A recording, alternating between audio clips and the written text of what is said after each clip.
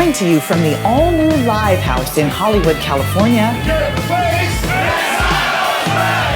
Hey everybody, welcome to this week's episode of Pensado's Place.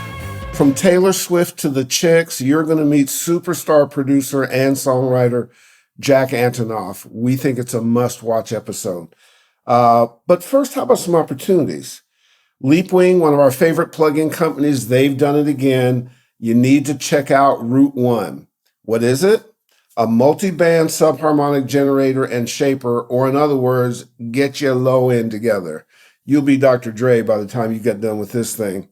It's getting rave reviews. There's a 30-day free trial right now. Get to leapwingaudio.com/Route 1 and get yours. Then there's Auto-Tune Unlimited, full toolkit to help you become a kick-butt vocal producer. Every current version of Auto-Tune, every AVOX plugin, AutoKey, every update is free. Every new release will be free, plus education and full support. Even better, a 14-day free trial for you to check out. Then you can make a decision between an affordable monthly plan or a one-time yearly fee. Click right here, see that link, and you can get it. And finally, which one of you is going to be the winner of the Pensado's Place Scholarship that we're doing in conjunction with the Abbey Road Institute in Miami? Which one of you is going to do it? Submit yourself or submit someone you know who's a songwriter, producer, engineer, or combination of the three. All you have to do is click the link, fill in the information, just be 18 years of age and eligible for U.S. residency. Man, that doesn't mean that you have to be in the U.S. right now, but that you can be eligible to if need be. Now, the decision is going to be made whether that's going to be on-site or virtual, but get your submission in. The submission period is open till October 10th. Dave and I will pick final winners and announce on October 25th. Then we're going to have you on the show, and then we're going to track your progress. So you're going to need to do well because we're going to tell everybody. But go ahead. There's great teachers down there. It's a great institute. And in conjunction with Abbey Road, the infamous Abbey Road Studios back in the UK. Got killer guests coming up. How about Keith Urban, the team who did WAP, Kenny Beats, Kane Brown, Jackson Brown, Haim with Ariel Reichstad and Rostam from Vampire Weekend, and even more. I won't tease you anymore, but we're going to be bumping and we want you with us. And now I got to tell you from Dave and I's perspective, one of our all-time favorite guests, please enjoy the conversation with Jack Antonoff. Jack. Hey, Dave. Thank you guys for having me. So I'm the only person in the audience, so I have to clap. Hey. There we go. I'm going to start this off a little bit differently. We have a rich musical history to go through, but first, I want to give a shout out to your grandfather. 57 years ago, he participated with Martin Luther King in the March on Washington. Yeah. And as we tape this show today, the current March on Washington is going on right now. So that's an ode to a legacy and at a very important time. And it's important, I thought, that we point out that there's more to this thing. Herb, that means a lot to me, and bringing that up. He's, just being raised to consider not looking out for just your people. You know, that was his whole thing. He was a rabbi in Burlington, Vermont, and was super hip to giving a shit way before it was what everyone was doing or what people should have been doing. So thanks for bringing that up. Absolutely. Well, I think too, to go to the music side, I think that there are strains of that in what you do. You know, when I think about what you do, when I think about the number of Taylor Swift songs that you've done that I have just bobbed my head almost off of my neck to, has a lot to do with what I think is such the Jack Antonoff cocktail, I call it. It's equal parts studio, a safe place, places that have no rules, that you can express yourself and dive in. It's almost kind of a productive therapy session, and you also have fun. And somehow out of all that comes a trust and a relationship with the artist and willingness to go places musically and lyrically that not everybody gets. Is that relatively fair, relatively close? Well, I hope so. I mean, that sounds like my dream is just to be in places where you feel like you can get as close to the bone as possible.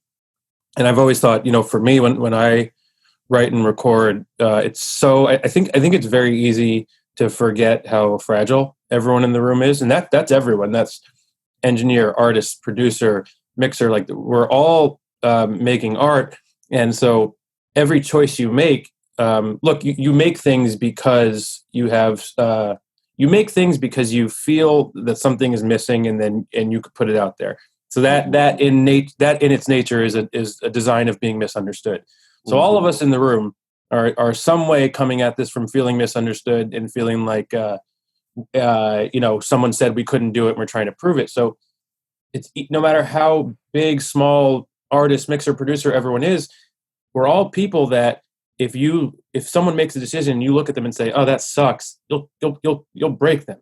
Yes. Like I would break. I'm sure, like on anything, whether it's a lyric, a song, or even just like a sound choice, if I pull something up and someone gives me a look. So first and foremost, and this was born out of some bad experiences, I just always want to be in rooms where we're only trying to cut closer to the bone and figure out how to convey the message we're conveying. And it's not about, I've got the sound, I've got the idea, I can make this better. And there's way too much of that in our world. So I don't want to wash it over by just saying it's a positive environment, because it's not. It can be really harsh or dark environment, but what it is an environment where all things lead to things. Bad ideas pave the way for good ideas.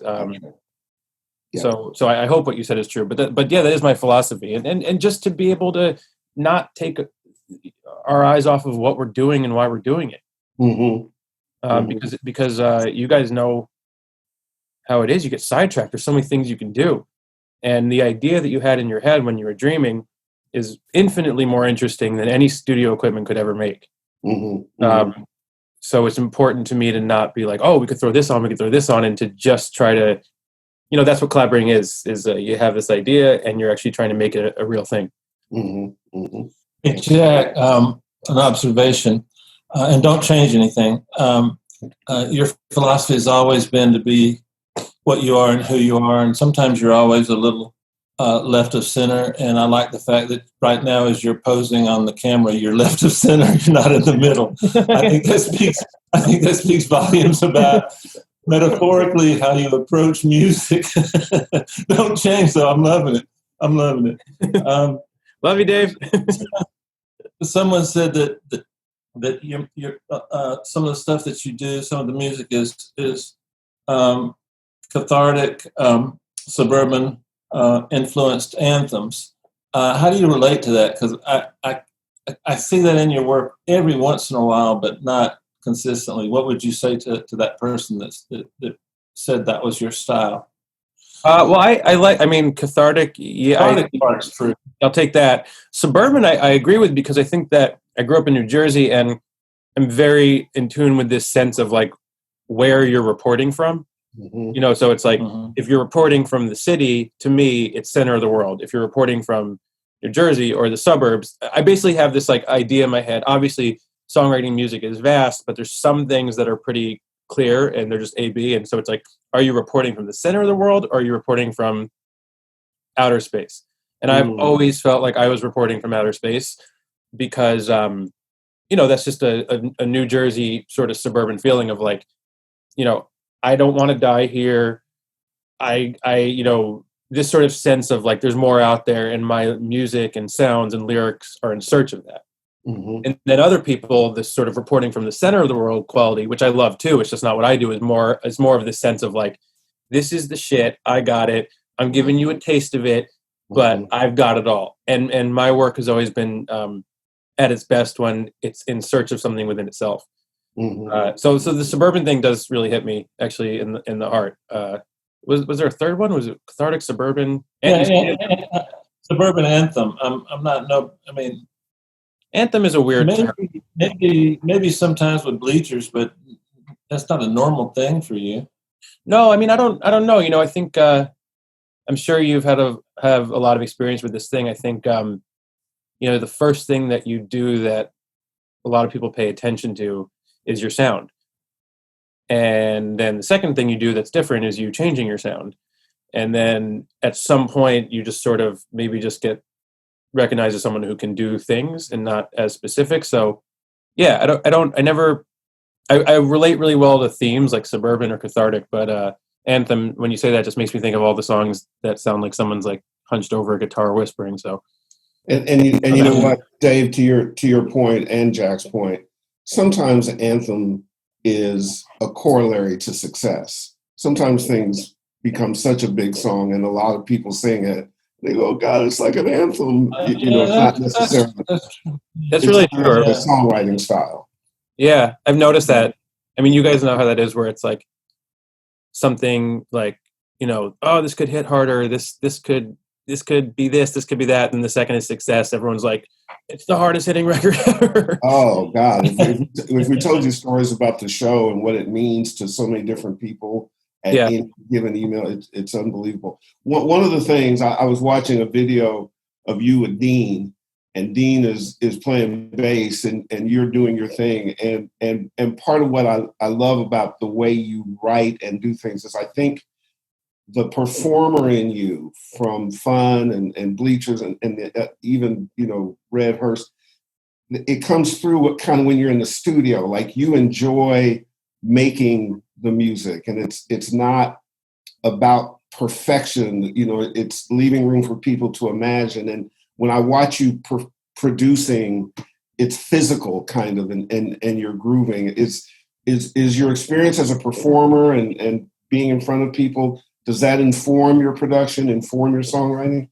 Oh, big time. I mean, I think, if you're not feeling it when you're recording it, how dare you record it? These are, very sacred machines we're using. And just because they can handle a lot of recording doesn't mean you do it over and over and over. I mean, if you have the luxury of, even if you just have the luxury of an amazing machine like a laptop, or I'm lucky to work on a lot of analog stuff, but I don't like to endlessly record because I do think it's not an endless well, and there's never been any proof in my life that the more you do it, the better it gets. Mm-hmm. So to me, like when I go for a take of something or we have an idea, like, I mean, it's not even 99% of the time. I call it 100% of the time that when something is figured out and when you're, playing it and you're imagining it, that's usually the take. It's earlier, maybe a decade ago, I was more into this insecure place of like, when we get it for real.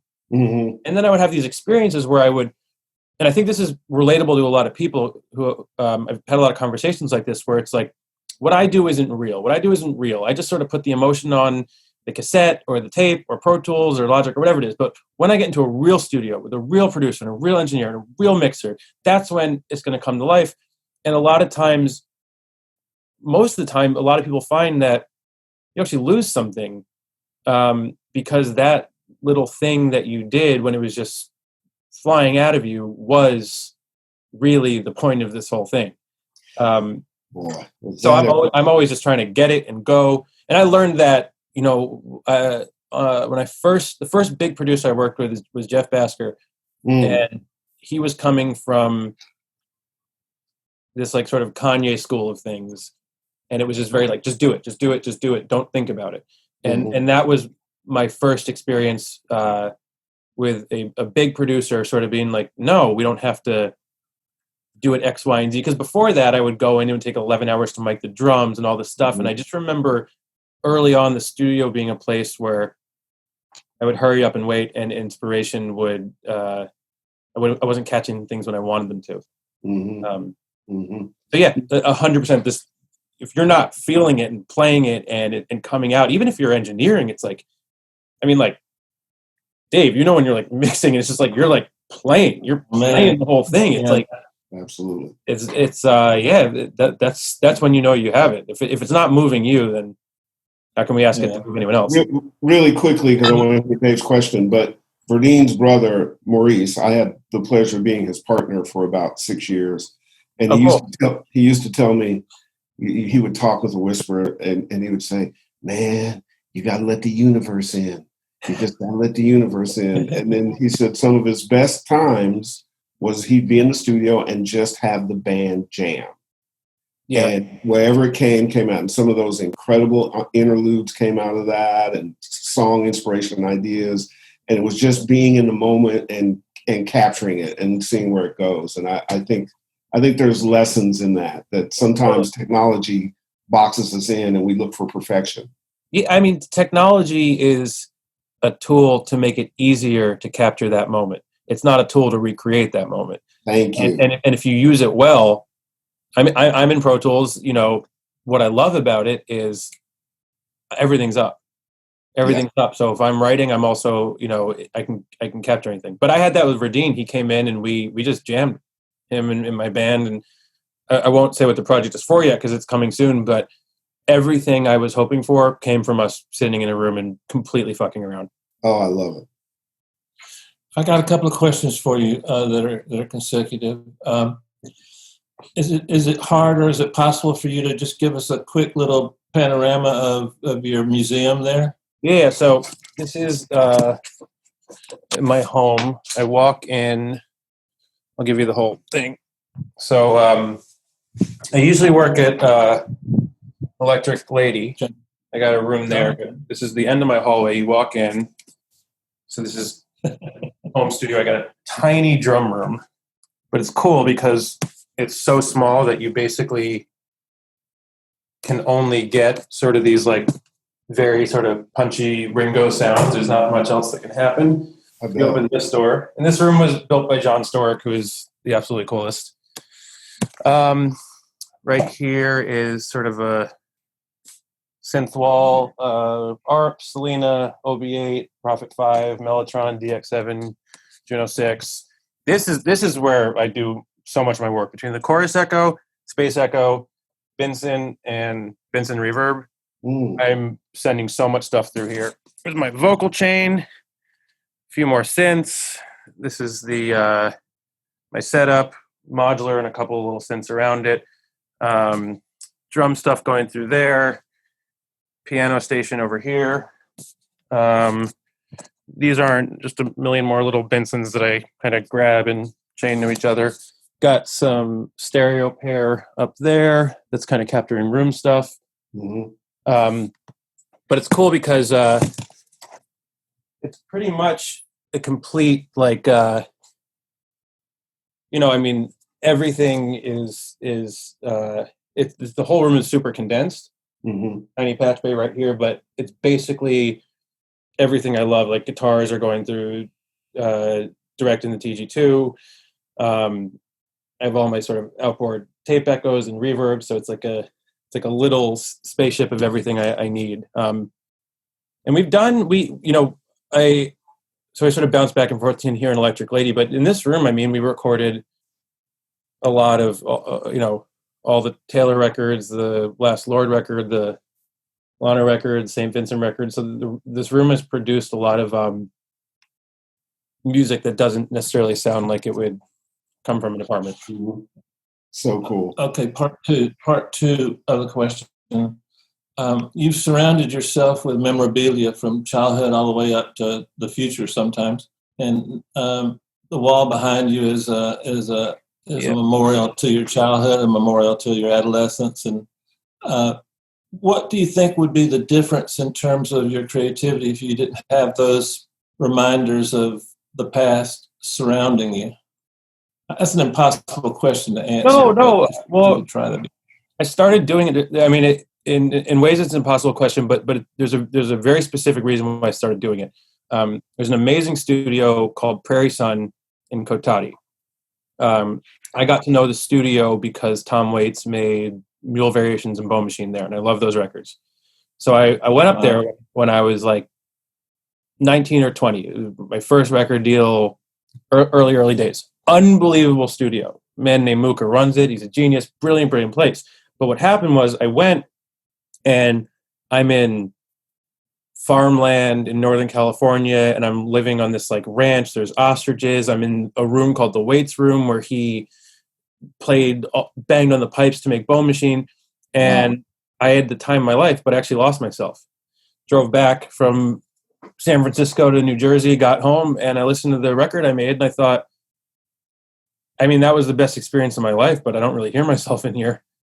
And I think, unlike life, where you don't want to be inundated with all your baggage, at work, when I'm writing, I do. Like, there's so many things in this room that, even unconsciously, if it's like catch my eye, and it just rockets me back to the core of myself, you know, and is these sort of mirrors of constant reflection of do you, because that's what it really is. You spend a lifetime getting closer and closer to you. And so after that experience, I just always thought, wherever I go, I want to surround myself with my shit. Hopefully it won't be suffocating, but it'll keep me on the path I intend to be on. You know, Quincy, I've told this a number of times, in an iteration long ago when I was representing some folks signed to Quincy's publishing company, he used to talk about the studio as church. And in it, there was a reverence, and you had in it things that were personal that allowed you to get spiritual and let stuff in. And whatever that environment was, it was important to protect that environment and have it built in such a way that it serves you to be able to get to you. And I just thought that was great. Yeah. Great insight. Things that will make yourself inescapable. Yes. Because if you have the amount of pain that we all have, us, just as humans, but even further artists have, you're going to spend a lot of time escaping it. And just like therapy or meditation or anything, when you're writing or producing and you're digging even closer, you're going to want to run. Absolutely. So that's why it's easy in the middle of it to go, what would Prince do? You know, what would, and those are fun questions to ask, but you might end up somewhere that isn't you. Yeah, that's right. That's right. You have the facility you have to craft a song that has light and dark in it, along with the people obviously you're working with. You know, not alone. You do an amazing job of collaboration. And it's sometimes when you're listening to the song, you don't even know that you're going through light and dark. You're just going through something that feels personal, but you're also enjoying the trip. And then you end up at the end of the song, you go, I just was enlightened. I didn't realize I was being enlightened. And that is a facility of great songwriters, you know, Stevie, I mean, we could name a million of them, but you seem to not only have that, but the ability to have your co-collaborators go there. Like I love, and just pass this along for me, Where the Chicks Went.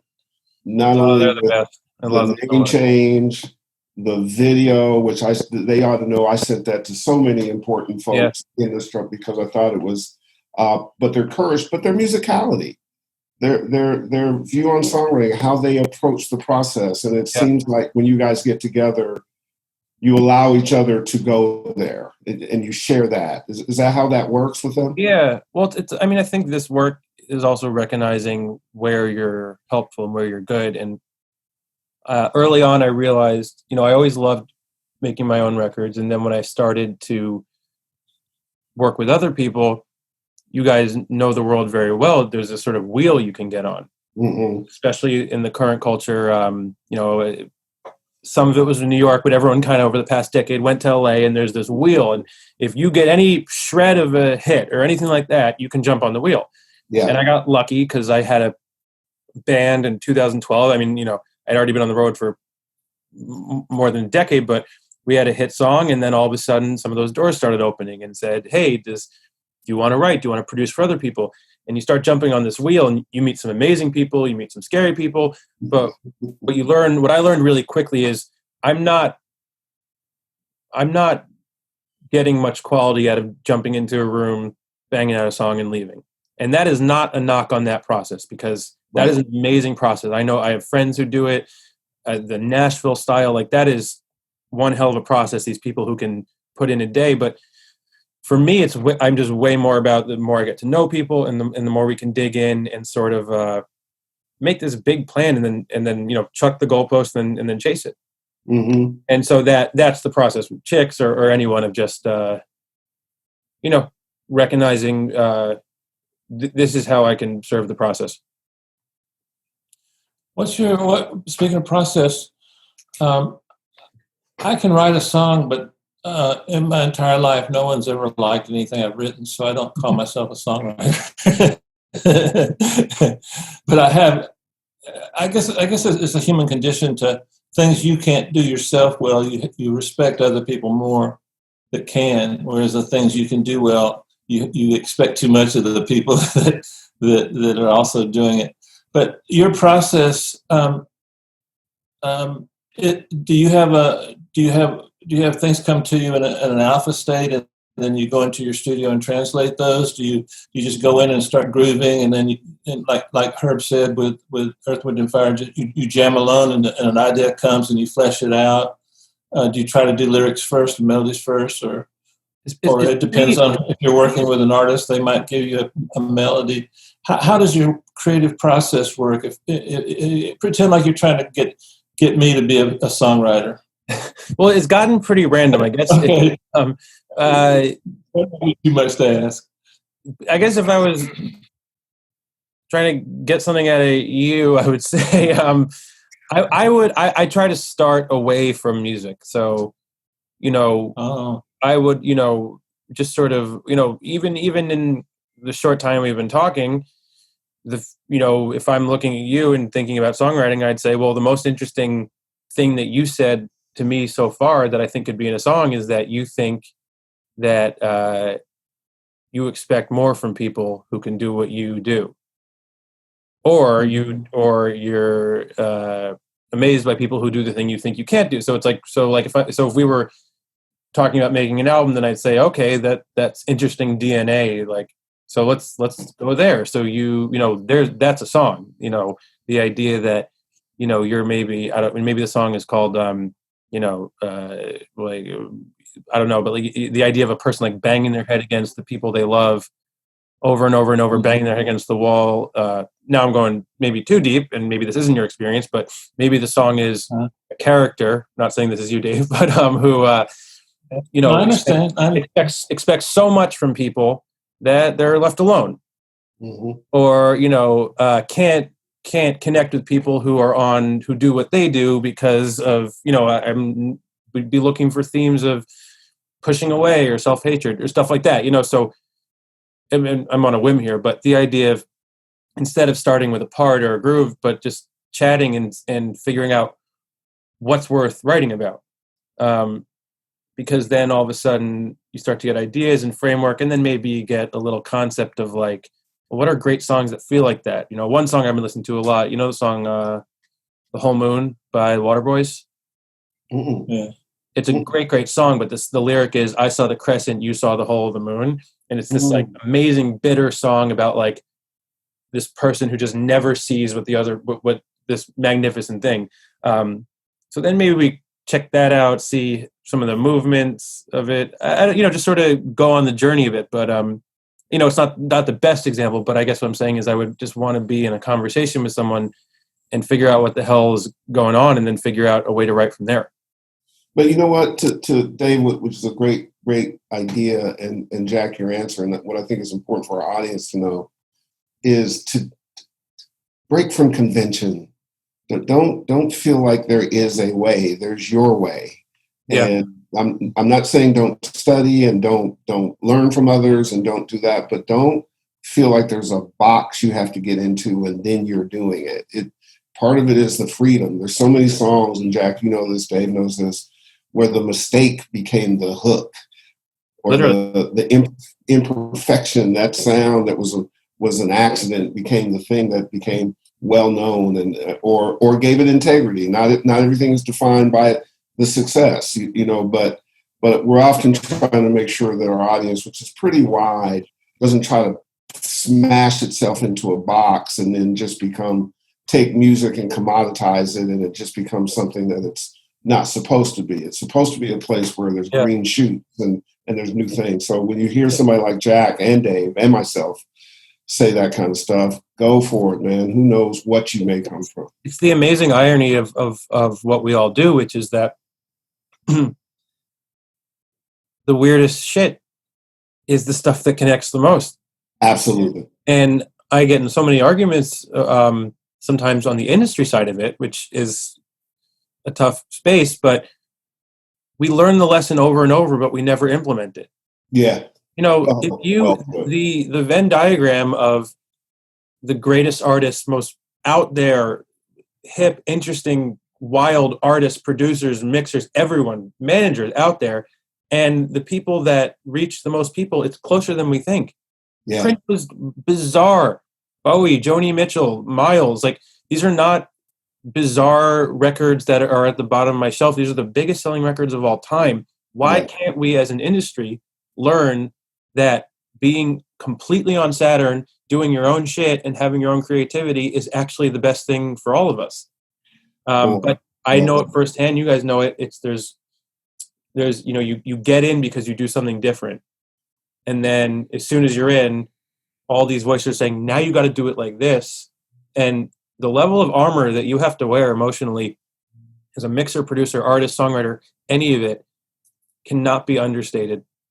You literally just defined my life. Yeah, me too. My current life. I mean, we had in January, before everything shut down, we had the extreme honor of being inducted into the Tech Hall of Fame along with Joni Mitchell. And so I'm sitting there going, I am sitting at a table across from Joni Mitchell. She has done some amazing shit. Like, are we really going in here? And then I thought about it and I went, it's because we had this wild, I mean, it was based on all of our career, but I think a lot of it, particularly the Tech Awards, had to do with Pensado's Place, which was a wild left-handed idea 11 years ago. Who would have thought? People thought we were crazy. Nobody had done it. Boom, you know, and here we are. And now it's the standard of everyone getting on and talking about process. But it comes from your point. I have to fight daily and push people on the team daily to not become typical. Yeah. You cannot do the same thing. You have to be. And so, but that's also the fun of it, because when you embrace it, then you have uncharted territory. When you're doing the same thing all the time, there's nothing new about that. It's just washing. If you're not getting some strange feedback, you're probably not doing something that interesting. 100%. I mean, you know, there's a lot of people out there. I mean, I think about mixes all the time. It's like when I get something to a place I love it. And I have to stand behind I love it, why I love it, because that's, you know, there's this voice in your head of like what you should do and what other people are doing and what the streaming sounds like and the radio and all this crap, and it doesn't matter at all. And you just have to, and it's a daily struggle. I recognize myself as a person that has been lucky and achieved things that I have always held to be sort of opening of doors. Oh, if I ever did this, you know, had music here, won this award, then I wouldn't worry about these things. And they never go away. There's always a voice telling you to either do it like someone else, another thing, or to recreate yourself, which is a horrible voice. And the only voice that matters, you know, it's that Bowie quote about forget it, but having the water right up to here. You're not right here. That's Bowie theory. It's Springsteen theory, being on the frontier. If you're not out there in the darkness, absolutely, then you're nowhere. The good news, though, is it's very easy to get out there in the darkness. We all know where it is. You just have to go. Yeah, we know it too well. Tell us how important Laura Ziska is to you. She's everything, man. She is, that's my operation. It's me and Laura. Every record I have made, it has been the two of us. There's a short list of people who have mixed and mastered stuff. And then we've had a small list of assistants, but the room is me and Laura. That is it. So everything you hear, she's the best engineer alive. Well, first of all, she's much more than an engineer. She can mix records. She's extremely creative, but she just gets it. You know, I've never once sat with her, been in the room with her, and seen her do something where I'm like, what is that? It's a shared brain sonically. It's completely brilliant engineer. We have, from the very beginning of the show, been very staunch proponents of females in our business, people that get overlooked, the intuition that they bring to it, the technical skills they bring to it, and just you got to say, hey, look, there's a number of ones that obviously have become household names, but there's so many talented folks out there. And when I saw Brilliant. And there's a huge gap on the tech side. There's brilliant. I feel like the songwriting world is well diverse. The artist world is well diverse. But when it comes to producers and then specifically engineers and then mixers, mastering engineers, there's, I think it just comes back to some society damage of where genders split off and what jobs we do. But, I met Laura making the first Bleachers album, and we've never not done something since. Pandemic right now, she's in LA. I send her 4 sessions a day. We're just moving. And we're going to have Laura do the show. Oh, she's brilliant. She's got the real stories. I'm cool. I'm an idiot compared to her. Cool. So how do you, is Red Hearse still happening? Yeah, it's just something that sort of, I don't know. It's just, we just sort of did it. Yeah. It was Soundwave. Have you guys ever talked to Soundwave? Yes. We haven't had him on the show. We know him. He's such a badass. Brilliant. And Sam Dew, who's quite literally my favorite singer of all time. And I love his falsetto, man. Brilliant. Ooh. I happen to know him and get in the room with him, but he's just brilliant. You rarely meet people that you just can do something with that isn't the thing you always do. And when the three of us got in the room, we just quickly realized, we can do a thing that's kind of out there, and it's not what any of us normally do. So let's follow that for a minute. I love it. I love it.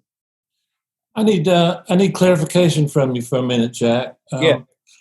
I was watching a video, and you mentioned that the vocal was intimate, and then when you put an effect like a reverb or delay, were you saying that it enhanced the intimacy and the gap between the listener and the singer, or were you saying? I couldn't tell if you were saying you didn't like it or if you did like it, and my feeling on what I was saying is it depends on the lyrics. So I love reverbs and delays and treatments more than anything, but I'd like to think about the lyric like there's a lot of gray area here, but to make it really simple, if the lyric is something that seems like one person telling me, then more than often I'll want it pretty dry. And I mean like really, really dry and pretty uncompressed, like pretty dynamic, and like you're really sort of hearing just like you're living in here and in the room, like just person to person. And then if the lyric starts to drift, and this can be a sliding scale, like a lot of times, maybe it's part centric about moving into a different part, but sometimes like if there's a lyric where it's like it's extremely personal and then sort of starts to drift away, like I like to do things where start to bleed in the effects, or maybe it's like a panned delay that just sort of, because it just these subtle things it does to enhance the lyric of saying like, okay, we're no longer alone in the room. The voice is processed.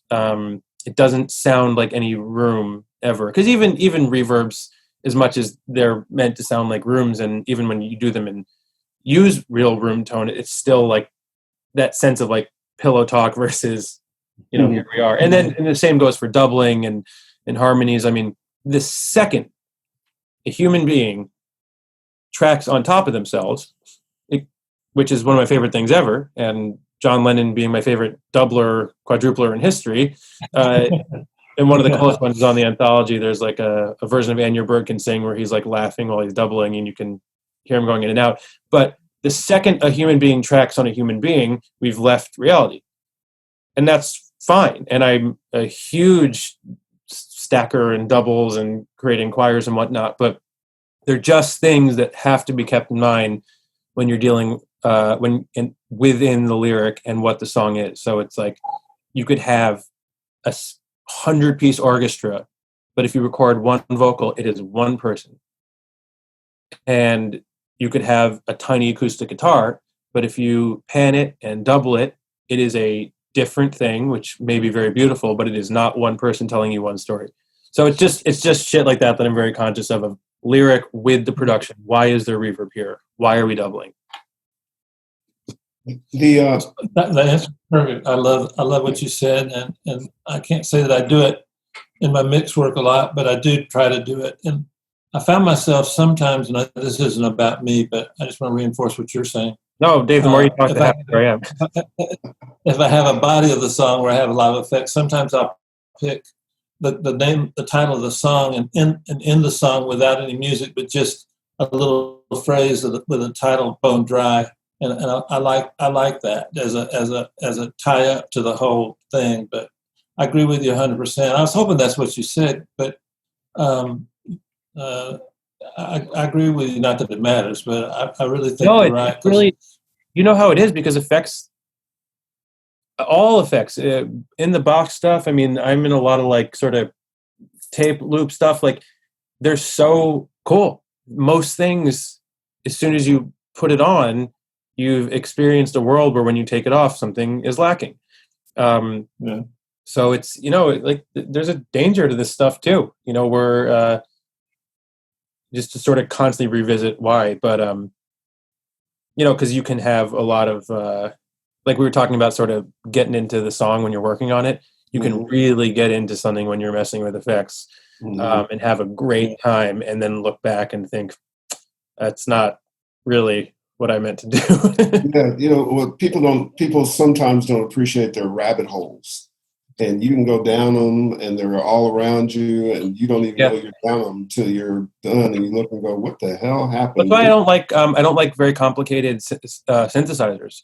Like I know the Model D like it's the back of my hand, and I know exactly what I can get from it. But like even things like Evan Smith, who's in Bleachers, when he gets behind a Juno 6, 60, or 106, he can do things that I didn't know the instrument could do. Right. I use a Juno 6 for low end, and I know how to get it. I know how to filter. I know what I want. I use it for some ARPs. I use it for sort of lovelorn patches.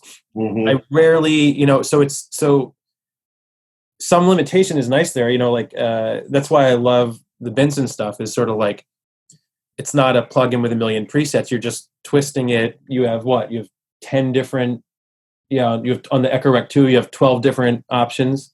It can be on swell. It can be on rep. It can be on echo. It's like it's very, you can find more within that to me. Oh, listen, Talisha, who runs our production, told me yesterday, Herb, I think I'm going to change from Zoom to a different platform. I was like, no, wait, I know what Zoom does. I click and it works. Yeah. You got to walk me through it. Totally.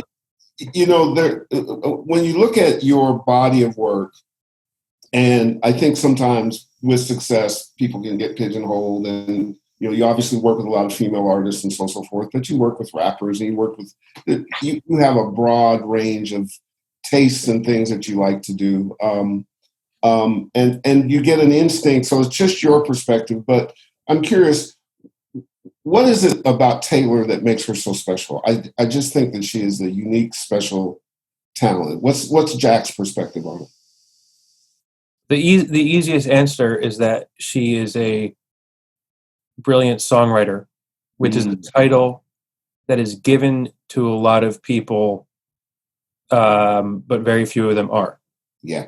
So it's not about comparing, but there's not many people in her position that actually do it like she does. She wants to tell a story. She sits down and writes it. She's also a brilliant producer and has a brilliant singer, has all these ideas, but the core of it, I think the core of what completely separates her from the pack is she doesn't need anything or anyone to craft a song. And I think that's why through all these different eras of her and the way she moves into different genres, the rock is her song. And I think on this latest album, that's becoming more and more evident to people. It's always been evident to the fans, but because that's all it is, a person who can sit down and take themselves, put it into a song. It's so simple, yet there's so few people who can do it the way she can do it. So, I mean, you could go on about her forever because there's so many fascinating angles of what she does, but she's a songwriter in the truest sense. Has a thought, has an experience, writes it as a song. It lives forever in that way. And she just, and she's obsessed with the craft. So she's honing it and she's honing it and she's honing it. And as people should, she's becoming a more and more brilliant songwriter. And that's where the consistency of just my journey with her as a fan, it doesn't matter what genre, as you pointed out, no matter what genre she's in, no matter what element she's bring in Kendrick, bring in whomever, there's something so good about, now that you explain it, there's a Taylor Swift kind of quality standard. Yes. Songwriting that is evident no matter what she tries. And I think she's not right. She does not write bad songs because she's a real songwriter. So if you're a real songwriter, you might write some songs that are here. They're not going to be here. You might miss the point or miss some people, whatever, but you're not going to write I don't think there's bad Joni Mitchell songs. I don't think there's bad Bob Dylan songs. I think they're playing with all these different concepts. And so I think what she proves is how rare it is to be of that level and to be that kind of songwriter. On this last album, I was noticing, I can't remember the song titles, but I'll guess, Tears That Ricochet or something, and then August? Angry, I think. But a couple of the songs that you produced, I noticed that she, and by the way, I'm not a student of hers. I respect her and I like her. I tend to gravitate towards the hits, so I'm not really qualified to say this. But there were a couple of songs that you produced where the melody went within a 3 or 4 octave range, and I've noticed a lot of times when you're involved in a project, you don't do the classic just keep the melody within an octave and a half. And I really liked her low notes, and I think you recorded it. The song I'm thinking about, it's one of the first 4 that you produced. Yeah, I know what you're talking about. She really gets. And man, that low note just resonated with me. It had as much motion in those 3 or 4 notes as I've heard in just complete songs before. Oh, and I was going to compliment you on that. I'm not sure if it's all you, but discussing her, I think people should take a look at her because she does have a genuine talent. I think sometimes when you write, you just disregard the commercial elements of what you do, completely disregard them and create. I think she puts a little bit more of that commercial element in her work, but she does it in what I would consider a pretty interesting way. Because I'm a fan of I'm a product of pop radio, AM radio. So that's my sensibilities. I try to please my audience with every mix I do, but I try to reserve the right to be unique. Yeah, I have a saying: better to sound new than sound good. So that's been my motto my whole career. But man, kudos to you on that. Was that an organic flow, or was that an intentional element? Yeah, she moves a lot into, like, she's a brilliant falsetto. She can go really low. She has a wild range. So, and then even in recording, like, a lot of time we'll, maybe we're doubling something as a high octave in the falsetto. And then in the process of doubling it, it sort of becomes the lead in the mix, So there's just, I personally just love a sort of very quiet falsetto, either 2 or 4 tracked. Like, it just is heaven to me. Like, there's very few times when I don't like it. So I do find myself a lot, especially. I mean, this is just a broad concept, but when a chorus hits hard, and this is some Prince theory, having a pretty relaxed, breathy falsetto as the lead vocal while the band's playing is so cool and leaves so much space to actually hear what everyone's doing. Like, there's this idea that if we have a big chorus, we got to be shouting the big chorus, but like, so I think I've just gotten a lot into that, and then maybe it sort of leads to this idea of backups becoming leads, depending on what you're pulling out in the mix. Yeah, that's a classic rock and roll technique. You don't need anything in the chorus; just the singer keeps singing. Yeah, I mean, the myth of the chorus is one that has ruined producers, mixers, songwriters forever, because it's like, I mean, some of the greatest songs of all time have these, like, they have these like tag choruses, Like they just sort of like I talk about Born to Run a lot. It's sort of like the whole chorus is pretty much Tramps Like Us, but Baby We Were Born to Run. He just sort of like tags it. Is, you know, like it just sort of like throws the line out there and then you just go and play out. Like, it's a daily practice to think of all the things that are in your head of what a chorus has to be, what a mix has to be, what a vocal should sound like, and then to daily throw them out and try to do different things. I have a question for both you and Herb. My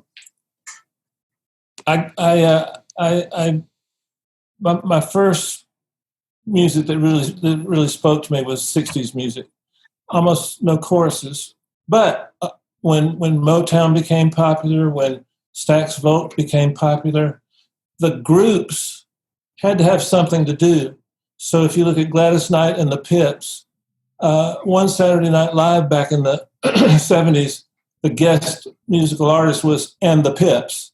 And so all they did was they did their dance routine and they went, heard it through the grapevine. And that struck me. So a lot of the need for choruses was to have the groups from that period that were labeled R&B groups. They needed something to do and something to sing. And so those were beautiful moments. And then you move on up a decade and choruses were the lead. So in other words, you had the lead singer sing the verse, then the chorus became an alternate lead, and the lead singer ad-libbed around that lead. And then it became, it became anthem, like stadium type stuff with 8 trillion tracks. I've gotten tracks, I'm not going to tell you who, but a real famous producer. I had 2 times 96 background vocal parts, individual parts, singing at one time. Luckily, he gave them to me on already bounced per 24. But and it was too much, and it was so much so that by the end of the 90s, we were anti-big chorus and anti-panned choruses and anti-wide choruses. I think you're making an interesting point too, which is, no matter how much we compress or squash, like the field of sound is not changing. Essentially, what humans hear and what we're capable of hearing is what it is. And even if it's a headphone or a speaker, whatever it is, it's like it can do something amazing, but it still has to live within the sounds and frequencies that we're capable of hearing. It's like trying to invent a new color. It's like it's just not going to happen, unfortunately. So the glory is working within this, and I do feel like, even in my short time, I feel like the industry sort of goes like back to this, and it's like, and I feel like we're sort of coming out of one right now. I talked to Tom Elmhurst, works next to me at Electric Lady, and he always talks about this period in the 80s where music almost became unlistenable because we were pushing so hard, and then it sort of went back.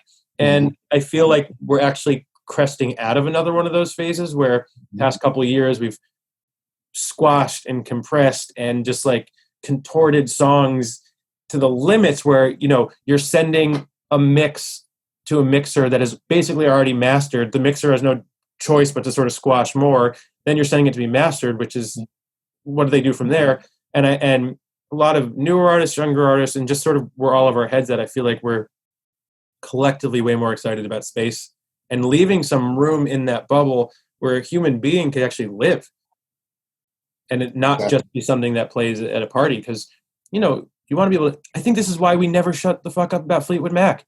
Why is it that we still, indie, hip-hop, pop, everyone, as long as I've known, still talks about the way these snare drums sound and still talks about the feeling and how amazing the recording is, and it's just not that damn loud. And so it leaves you some space to hear things. And Dave, I'll chime in on the other part of that question in this way.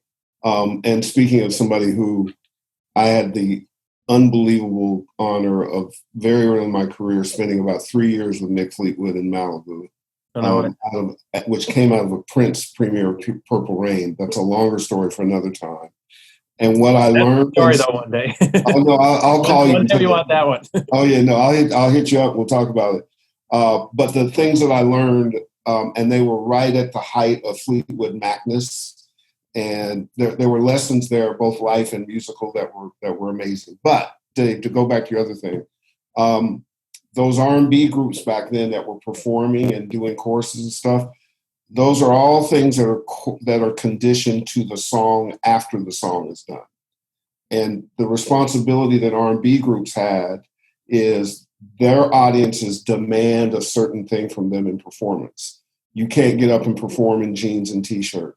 You got to have something that absolutely is hitting marks and doing things. You got to change costumes. You have to know what to do with your hands. There were certain requirements that audiences will absolutely. So what you see that seems like tying into a background vocal or doing something else, that is a long bit of choreography to hit accent points and do different kinds of things. And then they became the signatures of those particular groups. There's a reason you see horns when there were horn bands doing things and moving and stepping and all that kind of stuff. And if you ever want to see something difficult, try remembering all that choreography, doing it physically, and playing the kind of songs that Earth, Wind, and Fire or other things are playing. That's a whole other level of athleticism and perfection that's just amazing. I've sat in a number of those rehearsals and watched that stuff and watched people slay. One band that we used to work with, they had to run 5 days a week, at least 6 miles. It was part of being in the band. If you go back to a James Brown documentary, and which Michael Jackson then copied, where he would have the band get on a groove, leave, go run an errand, and come back, and they'd have to be on that groove or they'd get fired. And leave for hours, literally. So what you see is the backward process of saying this song can be enhanced this way. This is what we'll do in the chorus. It's a science. It's an art form. One last thing, one of our staffers is, who's running this production, Tyler Scott. Her father is one of the lead singers of the Whispers. And they were very much one of the things that people I learned from. He's now departed, but Nick Caldwell in the group, who was a really important member of the group, he used to do more things with his hands during their choreography, snap his cuff, like push a thing up, and it was all part of the choreography that the band would do, and it was, and particularly the group would do, but it was all practiced and rehearsed to get an effect. Little subtle things that you wouldn't know that people spent time in.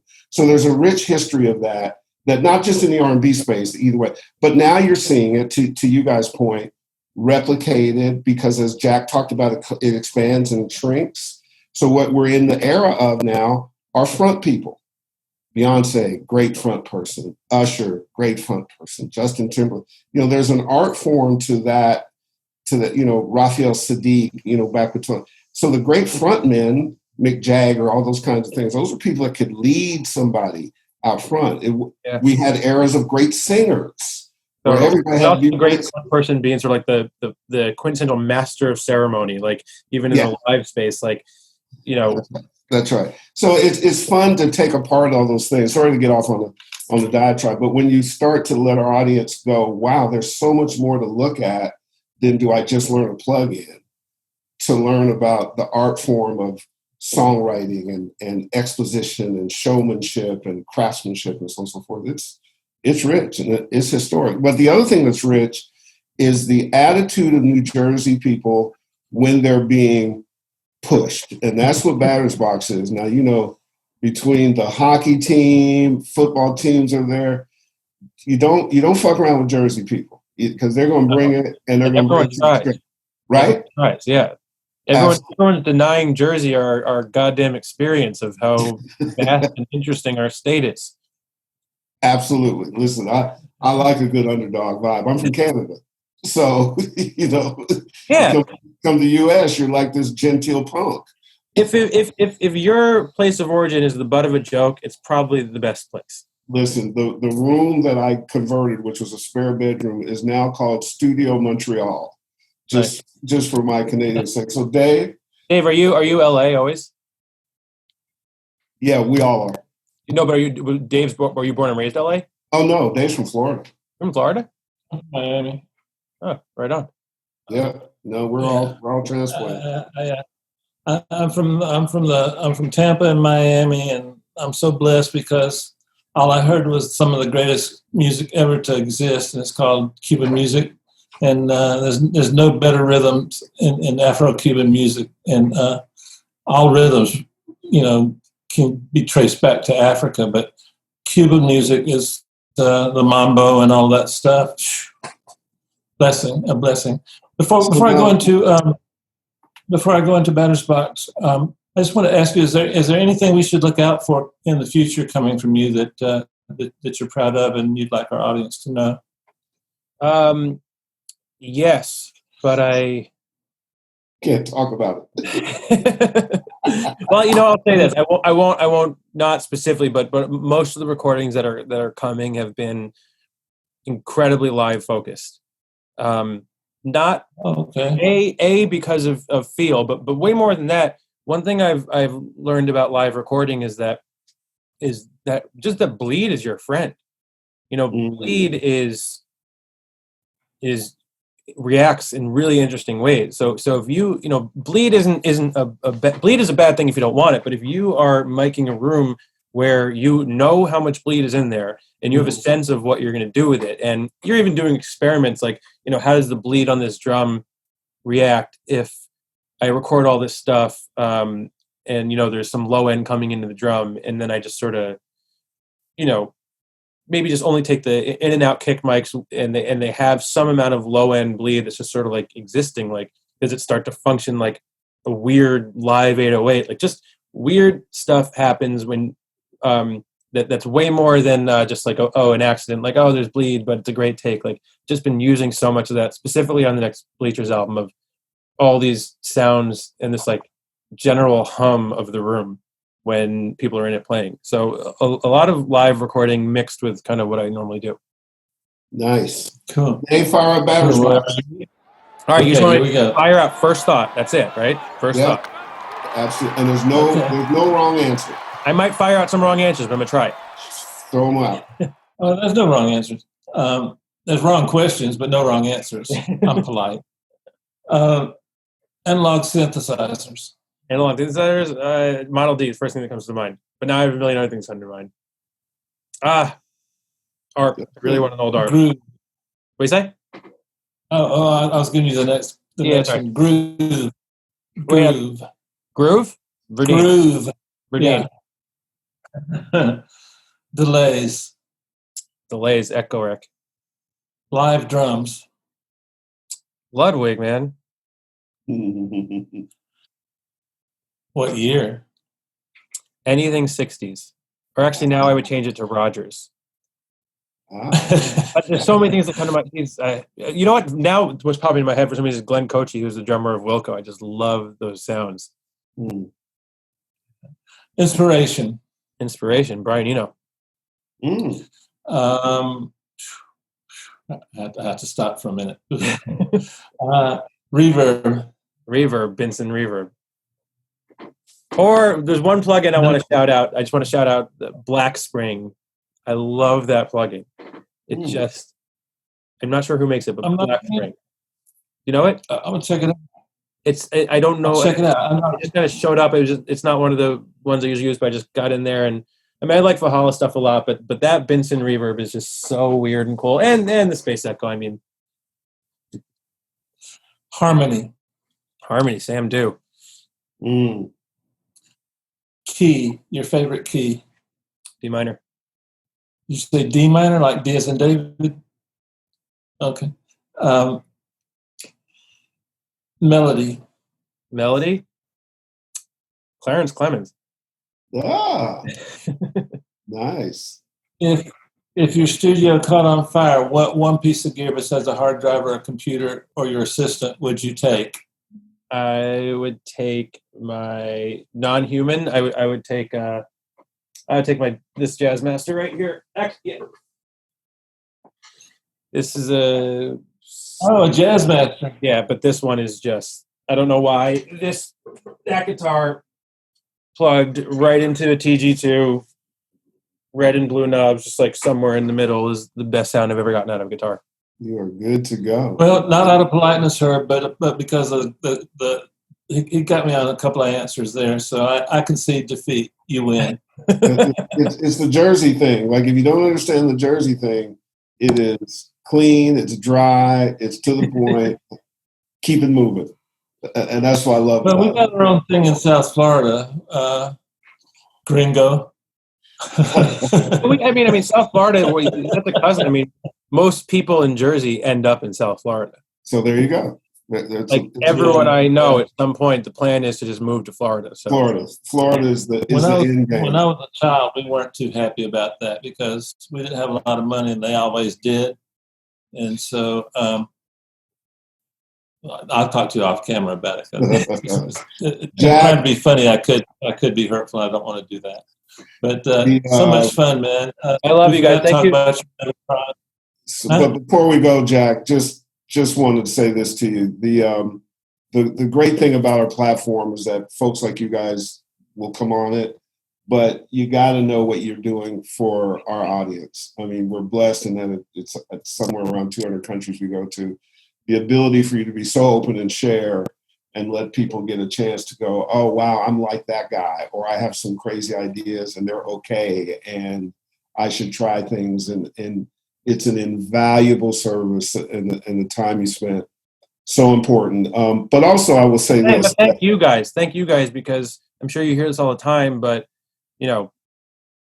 people like me who are making these records are taking advice from you guys still and watching the show and think that it is a complete constant process, and it's not the work we do is not something you perfect. It's just something you keep doing and keep learning about. We couldn't be more honored by that. I was about to say how inspiring it is to just be able to talk to folks like you. Dave, before you take us home, shout out to Tyler, your manager, who we met by email, and the incredible badass Leslie Lewis. And Dave, take us home. I'm gonna try and do something a little different, so bear with me if I don't hit the mark. But talking to Jack, one of the things I noticed and have noticed over the 400-something episodes we've done is the people I gravitate towards that have been on the show, and the ones that changed my life or parts of it, always have a great respect for the music, and they put that respect for music first, and they understand that those 12 notes can be manipulated in various ways, but they choose to manipulate them in a way that inspires them, that soothes the hurt in their soul, that allows them to go through another day happily, and they understand that creativity is a function of that, and that creativity needs certain things to grow and to be useful in the creative process, and those things are not perfection. They're not anything other than just a lifestyle that you've adopted that flows out of you naturally. Now, I've said some things that nobody's going to understand except the people that are like that, and you're an inspiration, Jack, to me, and today's going to make me a better mix engineer. So thank you so much, and we'll see you next time.